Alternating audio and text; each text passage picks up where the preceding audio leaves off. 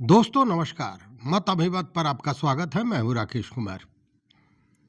मित्रों, बिहार में जमीन का सर्वे चल रहा है और आपको याद होगा कि जब सर्वे शुरू हुआ और तमाम तरह की परेशानियां बढ़ गईं तो विभाग, या यूं कहें कि विभाग के जो मंत्री हैं डॉक्टर दिलीप जायसवाल, उन्होंने एक बयान दिया था कि इसका विरोध करने वाले वो लोग हैं जो या तो भूमि माफिया हैं या सरकार का विरोध करना चाहते हैं, सरकार की नीतियों का विरोध करते हैं, वो लोग हैं। मतलब उन्होंने विपक्ष को भी इसमें लपेटा और साथ में भूमि माफियाओं को लपेटा। तो उस समय यह लग रहा था कि सरकार थोथी दलील दे रही है। हालांकि भूमि माफियाओं का तो हाथ रहता ही है, आप जानते हैं, लेकिन उस समय लग रहा था कि सरकार थोथी दलील दे रही है। लेकिन उस ओर अभी तक किसी का ध्यान नहीं गया है जो मैं बताने जा रहा हूं। और यह किस बाबत मैं कह रहा हूं, यह जब आप सुनेंगे तो आपको लगेगा कि हाँ, आखिर यह मुद्दा तो है। तो सबसे पहले जानिए कि बिहार में एक व्यक्ति कितना जमीन ले सकता है। देखिए, भूमि खरीदने और भूमि को अपने पास रखने का नियम कानून, यह जो भी है, यह सरकार बनाती है, राज्य सरकार बनाती है, और बिहार में भी यह कानून है। अब अगर कानून की बात करें तो यहाँ कृषि योग्य भूमि जो है उसको रखने के लिए एक सीमा दिया गया है कि इतनी जमीन से ज़्यादा कृषि योग्य भूमि आप नहीं रख सकते हैं। और वह सीमा तय किया गया है सरकार द्वारा, वह है 15 एकड़, मतलब 6.07 हजार वर्ग मीटर लगभग होता है। तो 15 एकड़ जमीन आपको कृषि योग्य भूमि की मलकियत मैक्सिमम आप रख सकते हैं, उससे ज़्यादा नहीं, उससे ज़्यादा आप जमीन नहीं रख सकते हैं। और यह सीमा बिहार सरकार की कृषि भूमि संरक्षण नीति के तहत बनाई गई है, इसलिए कि कृषि योग्य भूमि जो है वह मैक्सिमम रहे और कृषि को किसी तरह की हानि नहीं पहुंचे। मतलब उपयुक्त जगह कृषि के लिए होनी चाहिए, इसीलिए यह सीमा तय की गई। चूँकि बार बार बंटवारा और व्यावसायिक कारोबार, इसके लिए भी कृषि भूमि लगातार लिया जाता रहा है, इसलिए इस तरह के नियम कानून बनाए गए। अब एक प्रश्न उठता है कि अगर कृषि भूमि नहीं है, कोई वाणिज्य भूमि है या आवासीय भूमि है, तब क्या होगा? तो उसके लिए भी अगर मान लीजिए कि आप एक 5 एकड़ का प्लॉट लेना चाहते हैं व्यावसायिक प्रतिष्ठान के लिए, या बाग बगीचा लगाने के लिए, तालाब खुदवाने के लिए, तो इन सारे चीज़ों के लिए अगर आप आवेदन करते हैं तो पहले आपको यह सुनिश्चित करना होगा कि 15 एकड़ से ज़्यादा ज़मीन नहीं हो। उसी स्थिति में आपको यह सुविधा मिलेगी या स्वीकृति मिलेगी कि उस ज़मीन को खरीदें। अगर उससे ज़्यादा होता है तब यह स्वीकृति नहीं मिलती है अमूमन।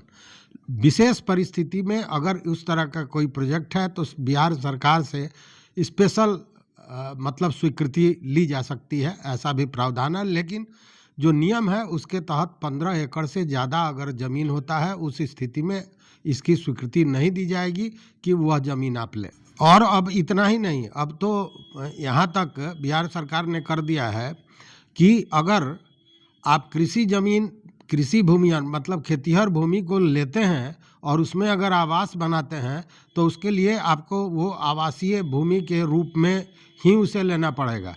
और अगर कृषि योग्य भूमि पर आवास बनाना चाहते हैं तो आपको सबसे पहले राजस्व विभाग से इसकी अनुमति लेनी पड़ेगी, उसके बाद ही आप उस पर आवास का निर्माण कर सकेंगे। तो कहने का मतलब है कि एक बंधन बना दिया गया है। लेकिन मैंने सर्वे की बात से इसे शुरू की थी और यह बात मेरे दिमाग में भी नहीं था, यह बात आज एक मित्र ने कही, तब मुझे लगा कि अरे ये तो बड़ा महत्वपूर्ण बात है। क्योंकि पिछले दिनों हमने एक वीडियो बनाया था बेनामी संपत्ति को लेकर, और उसमें यह बताया था कि अगर पत्नी के नाम से कोई ज़मीन खरीदता है और वह ज़मीन जो खरीदगी की जाती है वो कहाँ से, किस आय से खरीदा गया, आय का अगर स्रोत बताया जाता है, वो स्रोत होता है, तो उस स्थिति में उसे बेनामी नहीं कहा जाएगा। लेकिन अब दिक्कत क्या है कि बहुत से लोग ऐसे हैं, खासकर बड़े नेता, बड़े उद्योगपति, पैसे वाले वैसे व्यक्ति हैं जिन्होंने बड़े मात्रा में बेनामी संपत्ति खरीदी है, बेनामी जमीन खरीदा है। अब ये सर्वे हो रहा है। सर्वे में दिक्कत क्या है कि सर्वे में तो हर एक जमीन की स्थिति स्पष्ट होगी कि वह किसका है, खतियान से लेकर सारे जगह तक वो व्यवस्था बन जाएगी।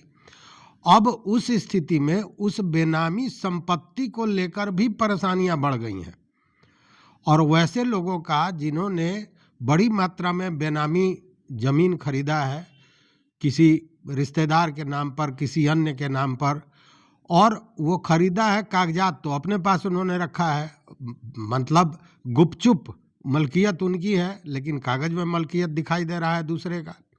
अब ये जो नया सर्वे हो रहा है, उस सर्वे में ये सारे चीज़ें निकल कर बाहर आ जाएंगी, और बाहर आ जाएंगी, और वह कागजात, वह जो दस्तावेज होगा, वह उसी व्यक्ति के नाम से हो जाएगा। व्यक्ति के नाम से तो पहले भी था, लेकिन अब दिक्कत क्या है कि अब धोखाधड़ी का मामला एक बार फिर बड़ी तेजी से बढ़ेगा, क्योंकि नए सर्वे के बाद वह व्यक्ति जिसके नाम से बेनामी संपत्ति ले गई है, वह उसका वास्तविक मालिक बन जाएगा। और उस स्थिति में अभी जो रजिस्ट्री का प्रोविज़न आया है नया, उसमें यह है कि जिसके नाम से ज़मीन होगा वही उस ज़मीन को खरीद या बेच सकता है। अब उस स्थिति में ये बेनामी ज़मीन खरीदने वाले लोगों के लिए यह कहीं ना कहीं सरदर्द हो जाएगा। अब मान लीजिए कि किसी व्यक्ति के नाम से किसी ने बेनामी ज़मीन खरीद लिया। अब पहले क्या होता था कि उस व्यक्ति के जिसके नाम से बेनामी ज़मीन खरीदी गई है, उसके घर परिवार सारे लोग जानते थे कि ये ज़मीन तो भाई दूसरे का है, नाम भले हमारे बाबा का है या पिताजी का है या किसी का है, लेकिन ज़मीन तो दूसरे का है। लेकिन अब तो कागजात भी उनके नाम से होगा। मान लीजिए इसी बीच में उस व्यक्ति की मृत्यु हो गई, तो वो ज़मीन तो बंट जाएगा उनके जो वंशज हैं उनके नाम पर। वह व्यक्ति जिसने ज़मीन खरीदा था बेनामी, उनके नाम पर तो जाएगा नहीं, पहली बात।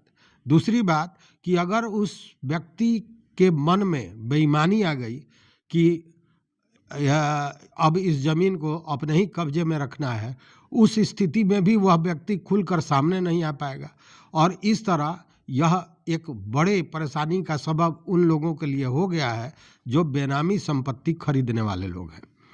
अब देखने वाली बात है कि देखिए, जब सिपाही अपना काम करता है तो जो चोर है वो पतली गली का रास्ता खोज लेता है।